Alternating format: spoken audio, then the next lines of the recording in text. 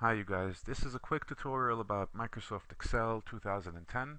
I'm going to be showing you 10 things that I believe everyone should know. These are must-know things in Excel in order to be able to use Excel to do exactly what you want. Excel is a powerful tool used all over the world. It's great and it's really easy if you know what you're doing. So let me get started with the first thing I want to show you guys, and that's going to be populating an ascending order. What populating in ascending order means is that, let me hop over to sheet number 2 and I'm going to show you what populating means. Let's say I have the number 1, 2, 3 and I want to have this number dragged down and written in every single cell. You see this little box that appears in the corner when you click on a cell? You can actually drag this box, click and drag it down, and notice that my number is going to populate everywhere. But there was no math being done here. It's just the same number duplicating itself over in every cell. So this occurs whenever I decide to drag. Let's say I wanted only 3 boxes, it will be in 3 boxes. Now what if I have the number 1 and I want to go all the way to number 30 without having to type in 1, 2, 3, 4, 5, 6, 7, etc. So I couldn't just drag the 1 down because I'm going to have 1s 30 times, right? So if I put the number 2 in cell A2 and I highlight both 1 and 2 and I drag the little corner down all the way to 30, you're going to see that the numbers are going to populate in a hierarchy, in ascending order. You're going to see 1, 2, 3, 4, 5, 6, 7, 8 forward all the way to 30.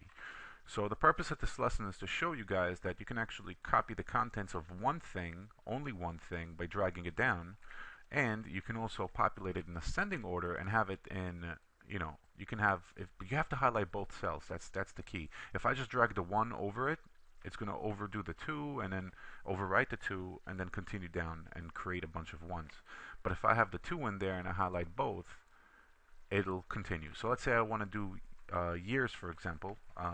Let's say I want to go from 1990, right?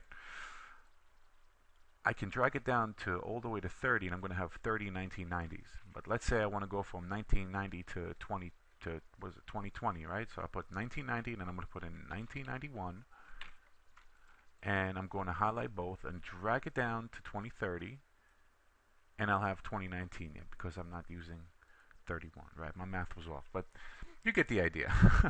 Alright, let me continue on to the second thing. The second thing I wanted to show you is how to sort things in both ascending and descending order. Now sorting is very, very important. Let me hop over again to sheet number 2. I'm going to put in a bunch of numbers here, right? I'm going to put in 1, 3, 5, 1, 3, 4, 2, 5, 6, 7, 8, 9, 11, 17, you get the point. I'm getting all tongue-tied in here with these numbers. So I have these numbers and they're definitely not in order, right? So how can I sort them? How can I make this easy for me to sort so I can have them in order 1, 2, 3, 4, 5 and so forth? Well, I could do it by either selecting the entire column, clicking on sort and filter on the top right corner, and then clicking on custom sort. Now custom sort is very powerful. It allows you to sort by smallest to largest or largest to smallest. In this case I'm going to sort it from smallest to largest. And take a look at my numbers. 1, 2, 3, 4. I had 4 double in there, which is going to take me to my next lesson that I'm going to show you guys. I'm going to show you how to remove duplicate values from a row. So that's basically the entire trick to sorting. You go to sort, custom sort. Just remember custom sort. It's very important because this gives you an option to not just sort by values, but you can also sort by colors. Let's say I have a cell which is, let's say, yellow, yellow, and let's make one in orange and then orange, right? And let's say I want all my oranges on top. I go to sort, custom sort. I'm going to say sort column A by cell color, and I'm going to pick the color orange, and I'm going to say show me my oranges on top, and 9 and 13 will appear on top. So that's really a really interesting thing, and this is used within other formulas as well. When you do conditional formatting and you make things red color and you have red all over your screen but you want them to be on the top of the screen, let me put the yellow up top. Let me show you again how it's done. Custom sort. Remember, you have to select either the selection or the row that you want to sort, otherwise things will not sort great. And you're going to select, let's say, the yellow, and you're going to say OK, and my yellow is going to be on top. Simple. It's very simple. It's very fun. It's very cool. Let's move on to the next thing. The next thing is working with selections, which I just kind of showed you how to do already. Um, when I have a list of things, let me hop over to my second sheet. If I have here 1, 2, 3, 4, 5, and then I have here, let's say, 10, 11, 12, 13, 14, 15. Let's say I only want to work with this selection. I only want to sort this selection, or I want to put a style on this selection. I want to color it red. Selections is very important because you can actually select multiple cells and do different things. So when you hold down Control, for example, you can select different cells as you click on them. Or if you click on, let's say, one and then you hold down Shift and you click on something else, you select everything but the remainder. So remember, Control clicking will help you select, Shift clicking will help you select. And let's say I just want to, I don't know, sort the numbers here. Instead of sorting everything, I can go here, do my custom sort like I showed you guys, and sort from smallest to largest, which is already sorted by that, but let me go back here and sort it again by largest to smallest and take a look. Only my selection got sorted. That's it. The rest remained intact, which is very important when you're playing with data because sometimes you only want to manipulate certain data inside of the array, not the entire thing. So that's working with selections. Very, very simple. Always remember another thing. Here in the top corner, you can select your whole sheet at all times just by clicking on this little box. Now, when you're sorting, it's very important to remember selections because if you're not sorting the right thing or the right selection, or you're sorting one column and not the rest, for example, if I have here a list of data, I'm not going to type it all in, but I'm just giving you an example. If column A, B, and C have, let me type it in so you'll see what I'm saying. I'm going to put in here 1, and I'm going to type in dog. I'm going to type in here 3, and I'm going to type cat. I'm going to type here 4, and I'm going to type in here, let's say, I don't know, mouse. And one of them is 2, and I'm going to write the word bird. And I'm going to write in 1, 2, 3, I'm going to write 5, and I'll add in the word lion. Now, take a look what happens when I sort just this selection right here. All the contents in cell B that are adjacent. You see, Excel right away gives me a warning and says, if you're sorting the data here that you just highlighted, the other data in column B is not going to sort with it, meaning the line is going to leave the number 5 when 5 moves away. You know, when 2 goes to the top, bird will remain in the same place. So I'm going to show you what I mean. Right now, I'm going to sort everything by, well, take a look. It's sorted in ascending order, but I don't want that. What I wanted to show you was I'm going to sort just column A1 through A5.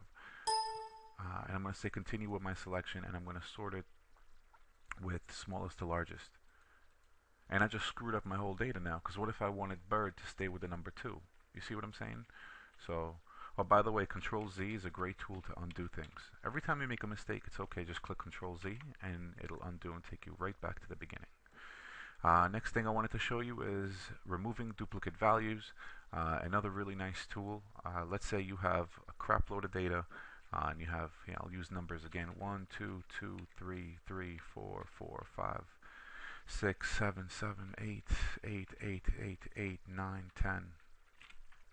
And I don't want all these extra numbers in there. Let's say I only want 1 9 instead of 2 9s, and I want 1 8 instead of 4 8s. The quickest way to do this is just highlight the column that the dupes are in, click on the Data tab on the ribbon on the top, and there's a button here called Remove Dupes. A lot of people don't know this, believe it or not. When you click on Remove Dupes, it's going to say, which column would you like to remove the dupes in? And I want to remove the dupes in column A. So when I click OK now, it'll tell me 19 duplicate values were found and only 11 unique remain. So here's my 11 unique numbers. 1 through 10, 11 unique numbers. And, well, 11 would have been a unique number as well, but it's a blank. I selected it also. But you get the gist of it, that if you have, let me undo what I just did. If you have something like this, let's say you want to filter out a list of names or, I don't know, companies or whatever the case may be, even when it comes to money, you want to filter out all the $1 out. You could just go to Remove Dupes and OK. The Remove Dupes button is located in the Data tab of the ribbon. Very simple, very easy. Let's go back to sheet number 1. The next thing I wanted to show you is basic formatting. Basic formatting means not everything can be a currency or, alright, for example, let's say I have the number 10, right? I can right click on the column or the actual cell and I can choose format cells. Now let's say I want the 10 to be currency. I want it to be $10. And now it's $10. So what is really the point of formatting? Formatting is basically the type of value that's in the cell. Let's say you don't want it to be money. Let's say you want it to be a date. Sometimes when you do certain things, like you put in a date and it comes up all screwed up, is because it's not formatted to be a date. You should always look at formatting. You have numerous types of formatting. Everything starts as general. General have no specific format, just like it's written here. It could be either a string or it could be a numeric value. A number could be anything with a decimal. You actually specify where